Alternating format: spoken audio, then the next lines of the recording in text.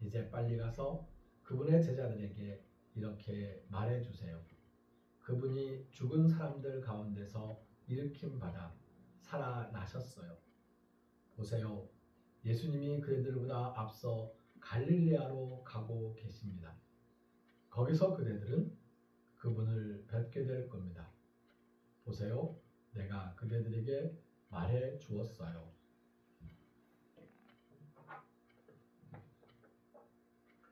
마태복음 26장 57절에서 28장 10절까지의 말씀을 중심으로 오늘 엘리 엘리 레마 사박다니 엘리 엘리 레마 크라타니 라는 제목으로 말씀을 나누려고 합니다. 엘리 엘리 레마 사박다니. 엘리 엘리는 히브리어입니다. 나의 하나님, 나의 하나님. 레마 사박다니는 아람어입니다. 무엇을 위해 나를 버리시나이까? 무엇을 위해라고 레마를 번역을 했는데요. 개역 개정에서는 어찌하여라고 번역을 해왔습니다. 어찌하여, 무엇 때문에, 무엇을 위해 나를 버리시나이까? 예수님은 삶과 죽음을 모두 하나님께 맡기셨습니다. 지난주에 살폈던 나의 뜻이 아니라 하나님의 뜻을 이루시라는 고백 그대로입니다. 하나님의 뜻이 나를 통하여 이루어지기를 바라는 것입니다. 게네세토 토 셀레마 수. 주기도문에 나와 있는 표현이거든요. 게네세토 토 셀레마 수. 당신의 뜻이 나를 통해서 나로 하여금 이루어지게 하여 주십시오 라는 기도였습니다. 베드로는 닭울음소리의 경종에 괴로워합니다. 닭 울음소리를 듣고 괴로워했어요. 그러나 자신의 후회를 되돌리지는 않습니다. 유다는 예수님께 죄가 있다고 판결 내려진 것을 알게 되었고 죄 없는 분을 넘겨주었음을 후회하고 스스로 책임을 집니다.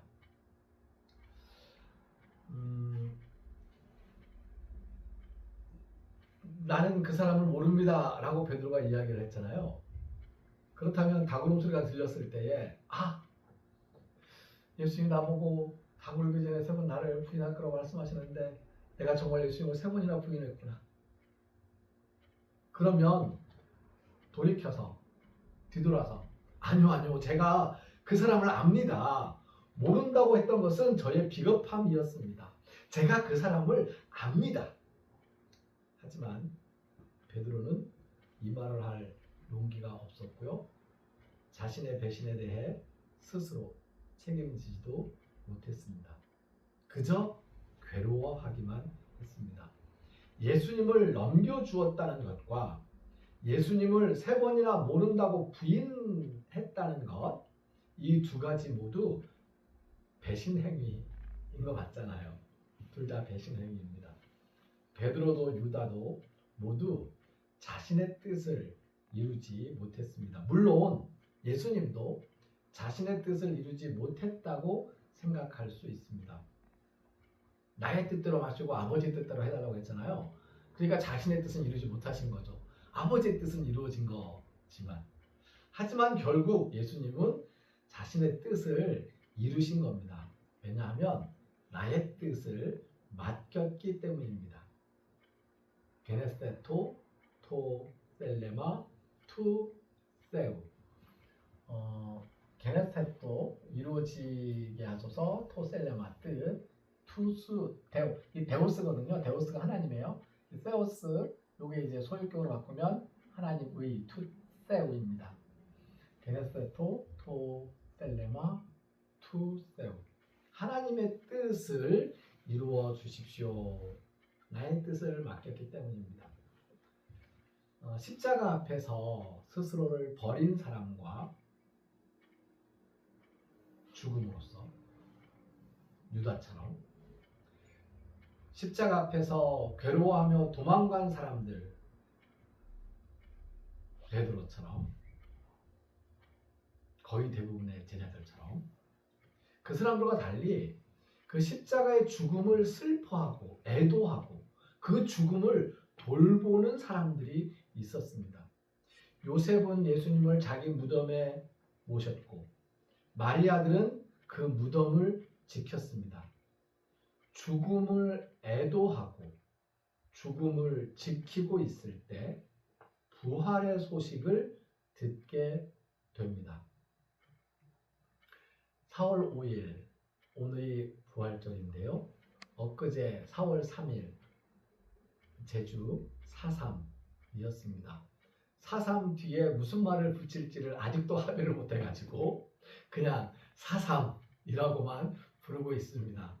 옛날에 연제제가 한창 칼을 휘두르고 있을 때는 4.3 사태라고 얘기했었고요. 그리고 언제부터 4.3 사건이라고 얘기하다가 또 어떤 사람은 4.3 민중항쟁이라고 이야기하고 또 여러저러 이야기를 하겠지만 4.3 무엇이라는 것에 대한 합의가 아직도 이루어지지 않아서 우리는 그냥 4.3이라고 부릅니다. 죽음을 애도하는 사람들, 78년 동안 그 죽음을 가슴에 품고 사는 사람들, 조금 있으면 4월 16일 벌써 세월이 많이 흘렀습니다. 하지만 여전히 그날 죽은 사람들과 그 생명들을 안타까운 마음으로, 가족들이 아니에요.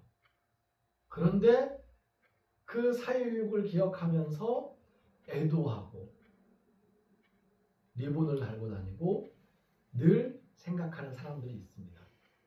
죽음을 애도하고 죽음을 지키고 있을 때 부활의 소식을 듣게 됩니다. 부활하신 예수님께서 갈릴레아로 오셔서 우리를 부르셨습니다. 부르셨잖아요. 그래서 한번 이렇게 여쭤봅니다. 엘리 엘리 레마 카라타니. 오늘 말씀에서 사박다니와 카라타니를 대비시켜 봤는데요. 사박다니는 버리셨습니까? 라는 뜻이에요. 카라타니는 아람어에서 크라라고 하는데, 크라.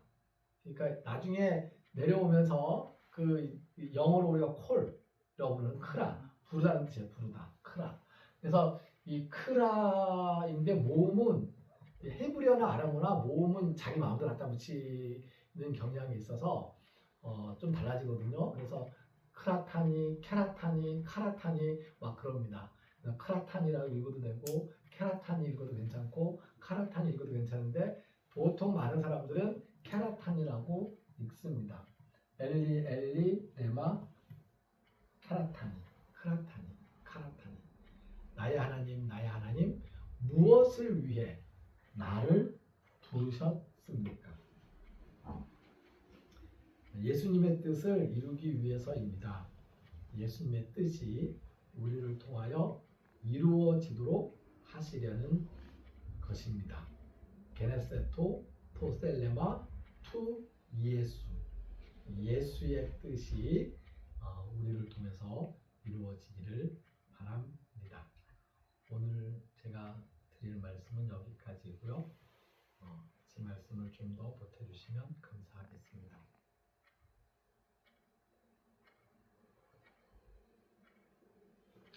엘리 엘리 라마 사박다니는 늘 들었고 늘 우리 다 알고 있는 말씀인데, 엘리 엘리 레마 케라탄이라는 말이 계속 기억에 남을 것 같습니다. 네. 왜 나를 부르셨을까? 가끔 그런 생각을 많이 하긴 하는데 오늘 다시 한번 약간 느슨해질 때 이 말이 딱 떠올랐으면 좋겠습니다. 좀 정신 차리라고. 하나님이 나를 왜 불렀을까? 왜 나를 부르십니까? 이거에 답할 수 있는 제가 됐으면 좋겠습니다.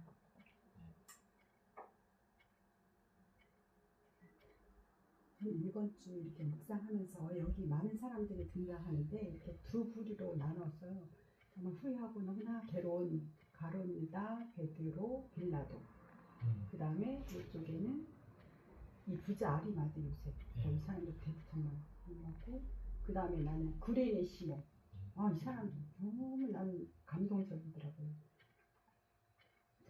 예수님께 가서 예수님이 이 사람한테 고맙다라고 했을 것 같아요. 근데 오늘 또 이제 난 이 사람도 생각해봤는데 이 이름은 안 나왔지만 이 증인 2명. 근데 이 사람이 말하기를 하나님의 성전을 완전히 3일만, 이거는 사실 사실이잖아요. 근데 물론 이 증인 뒤에는 대제사장들과 그 사람들이 있을 수도 있다고 생각하는데, 근데 이 말이 거짓말이라고 예수님 정말 이렇게 말했는데, 그리고 근데 이 말로 인해서 예수님이 그 죄목이 증거가 딱 돼버린 거잖아요. 그래서 이게 뭘까? 만약 나도 경우에 따라서 이런 증언을 할 수도 있을 것 같아요. 나에게 막 연관된 사건이라면 사실은. 그런데 이게 나는 뭘까 생각했는데, 우리가 성경에 여러 가지 좋은 말들이 많이 있지만 이 말을 사람들이 제멋대로 해석하잖아요. 그냥 있는 대로 되리라 라든지 너에게 큰 일을 보이, 이거를 자기 상황에 맞게 나름대로. 근데 이 말씀이 맞는 말인데 이 사람은 이 뜻을 당연히 그냥 사람이니까 뭔 말인지 예수님 자신을 말하는 건지 성전 허물고 이제 새 성전을 지을 거라고 이렇게 했는데, 그러니까 우리가 이 땅에 태어나고 이 땅에서 살고 이 땅에서 죽었다 이렇게만 생각하면 정말 이런 삶이 되고 이렇게 증언하는 사람이 될 것 같아요. 근데 우리가 어디서 왔냐면 이 땅에서 비록 태어나긴 했지만 나의 존재의 기원은 하나님 품, 하나님 나라. 거기에서 아들의 형상으로 아담이 이제 지어지고, 그래서 그렇게 해서 나도 결국 이 땅에서 죽어서 나의 이 육신은 땅에 심겨지지만 나중에 부활 생명으로 다시 살아날 거. 이렇게 해서 우리가 사는 모든 인생이 하나님이 보내신 자에서 하나님으로 시작해서 하나님으로 간다. 이렇게 딱 연결이 된 상태에서 성경 말씀을 읽고 나의 삶도 이제 부르심 받은 자로 이렇게 하면은 이 진리가 되는데, 이렇게 하면은 사실은 이게 거짓말은 아닌데 사실 결국은 예수님을 내어주는 그런 부류에 속하는 사람이 되었다 해서 좀 똑바로 잘 해야겠다라는 생각이 들어요. 아이들이 보통 정직해서 나 야인 막 미워하는데, 이거 그냥 사실대로 말하는 게 정직 아니자요. 아니 정직이잖아, 정직이잖아 막 해서 막 공하는데, 그럼 난 뭐라고 하냐면 정직은 좋은 건데 그건 너 욕심 나타나는 거지. 정직 그렇게 내가 이 사람 야 이 머리 스타일 너무 나쁘다 막 나 솔직히 말했다. 그거는 결과로서는 정직의 그 결론이 정직의 정직의 그 올바른 기능과 결과가 아님으로 드러나는 거잖아요. 정직이 아님을. 정말 기원과 우리가 다시 처음 시작과 끝을 알아야 된다는 생각. 하나님 나라 그 카이로스.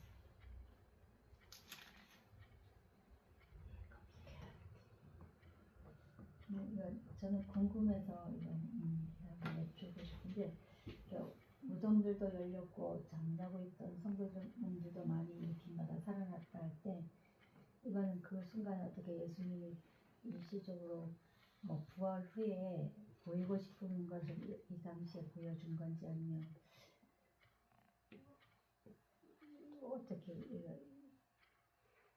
네. 사실 이 52절 말씀이 많이 어렵죠. 나사로가 살아난 어떤 이야기, 죽은 나사로가 살아났던 이야기가 마태복음에서 우리가 읽지를 못했죠. 마태복음에 안 나왔잖아요. 네. 그렇게 예수님이 죽은 사람을 살렸다라는 이야기들이 많이 전해져 내려오는데, 예수님이 죽을 때도 죽은 사람을 살리고 죽었다. 요 정도의 이야기가 그때 이제 전해졌던 것, 그렇게 이제 이해를 하셔도 좋을 것 같고요. 이때 사람들은 지금 예수님처럼 부활하는 것이 아니거든요. 예수님의 부활과 이 사람들의 부활은 다른 부활인 건데, 다른 종류의 부활인데, 요게 이제 그 잠시 깨났다는 거죠. 그리고 또 다시 곧 죽었겠죠. 예. 그래서 이 잠자고 있던 성도들의 몸들, 그러니까 요 부분이 그 나중에 예수님께서 그러니까 우리가 기록되는 순간이 그거잖아요. 기록되는 순간이 이게 한 60년 예수님 십자가 달리시고 부활하신 후에 한 4, 50년 지난 다음에 기록이 되는 거니까 그때에 이 잠자는 성도들의 죽음들에 대한 이 부활에 대한 그런 강한 소망을 가지면서 그때도 실제로 그렇게 잠자던 분들이 살아났었다. 그러니 우리 지금 눈앞에서 죽어가는 저 사람들도 예수님 오실 때 다시 살아날 거다. 그 징표로 그렇게 이제 이야기하고 있는 것으로 생각해도 괜찮을 것 같습니다.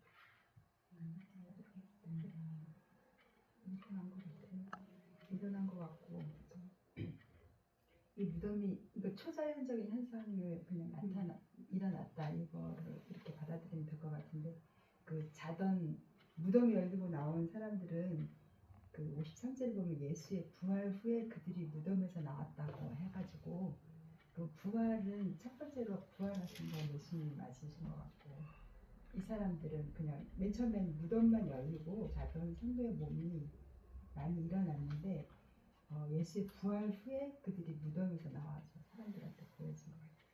이야기 자체는 그 이제 시간 순서를 따진다면 이 사람들이 다시 깨어난 게 예수님 부활 이후는 아니고요. 그 전으로 보시는 게 맞습니다. 그래서 근데 나는 주회에서 이제 그 성도의 몸이 많이 일어나되 일어나는 것은 부활한 몸으로 일어나는 게 아니라 약간 배회했다. 좀 어중간한 감시? 상태. 그러니까 좀비 왜냐하면 감시? 부활의 첫 열매가 예수님이기 때문에 이 표현이 좀 이렇게 있네. 그래서 53절에 예수의 부활로에 그들이 무덤에서 나와서 그러니까 초자연적인 현상이 일어나고 어쨌든 일어나는데 부활 생명으로 일어나는 게 아니라 53절 그렇게 이거를 이제 이렇게 생각하면 돼요. 하나는 그러니까 이런 이야기가 있었다는 걸 그냥 그치시는 게 가장 좋아요. 왜냐하면 그 53절 말씀은 무슨 뜻이냐면 이 사람들이 지금 깨어났는데 예수님께서 살아나신 후에 그들과 함께 거룩한 도시로 들어갔다는 그 거룩한 도시는 예루살렘이거든요. 그냥 그래서 예수님께서 부활하신 후에 제자들을 다시 만나잖아요. 만날 때 이들도 있었다라는 거고, 그 얘기고, 그래서 이 잠자고 있던 성도들이 일어났다, 깨났다, 살아났다, 그리고 그들이 부활하신 예수님과 함께 있었다. 그리고 예수님은 하늘로 올라가셨고, 이 사람들은 땅에서 좀 더 살다가 죽었겠죠. 그러니까 이걸 부활 사건으로 예수님이 부활하신 그 예수님 부활의 능력인 그 부활의 사건으로 우리가 나중에 부활할 것이라는 그 예시로 본다거나 그 정도는 일단 괜찮고 또는 이제 그것과 같은 것이라고 이해하지 않으셨으면 좋겠어요. 그렇게 하면 좀 많이 힘들어집니다. 그리고 오히려 또 어떤 분들인 경우에는 이게 팩트가 아닐 수도 있다라고 얘기를 해요. 이거는 이제 그 고백이에요. 예수님의 능력을 도마복음서가 베드로복음서랑 도마복음서가 있거든요. 베드로도 복음서를 썼어요. 도마도 복음서를 썼습니다. 근데 베드로복음서랑 도마복음서가 이 교회가 성경으로 받아들이지 않은 이유가 뭐냐면 이런 얘기 때문에 이런 얘기를 좀 더 강하게 하면서 예수님의 기적적인 부분, 초월적인 초자연적인 어떤 그 능력과 관련된 부분들을 이제 더 부풀려서 과장해서 쓰고 있기 때문에 도마복음서나 베드로복음서를 이제 성경 안에 우리가 이제 같이 놓고 읽지를 않는 거거든요. 그런 것처럼 그냥 성경을 읽으면서 이제 조금 이제 이해하기 어렵거나 좀 이 힘든 부분들은 그냥 놔두시면 나중에 알게 될 텐데 뭐 근데 요즘엔 그렇습니다. 이 호기심을 내려놓고 살자. 근데 질문은 좋습니다. 계속 하셔야 돼요. 막 그 지진이 저걸 나고 하니까 무덤도 지진 때문에 달라지고. 열려서 어쩔 수 없이 열렸나. 이게 이거 보면서 머릿속에 강씨 생각이 나는 수 있잖아요. 강씨. 그 부활 후에 어떤 목사님은 그 부활 후에라는 게 이게 예수님의 부활하는 그 시간이 아니라 이 자체는 자던 성도들의 몸이만이 일어나되라고 하면 그 우리가 휴거를 여기서부터 그 자던 성도들이 일어난다고 얘기를 하는데 그거를 이제 미리 암시하는 내용이 아닌가라는 그런 이야기를 들은 것 같아요. 어느 목사님한테 그 성경 강의할 때 이거 가지고 사람들이 막 얘기하니까 그렇게 알아두라까지만 얘기하고 더 이상 말씀을 안 하시더라고요. 그래서 여기에 처음으로 이렇게 휴거라는 말 우리가 죽었다가 다시 올라간다라는 말이 처음으로 등장한다라고 하면서 그 거룩한 성에 들어가는 건 금방 예수님하고 그 같이 일어나는 게 아니라 예수님이 첫 열매가 되시고 아무튼 저 그렇게 들었던 것 같아요. 아주 옛날이라서 저도 가물가물합니다. 많은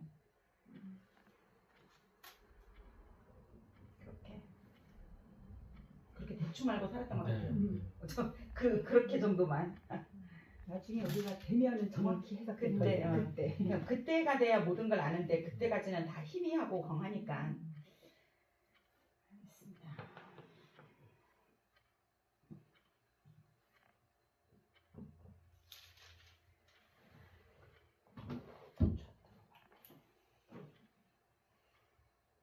네.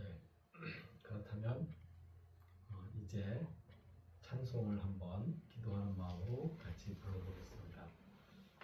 거기에 순서지에 있는 게 아니고요. 4월이 되어서 바뀌었습니다. 그 다음 구절로 게네세토 토 셀레마 수 함께 찬송하며 기도합니다.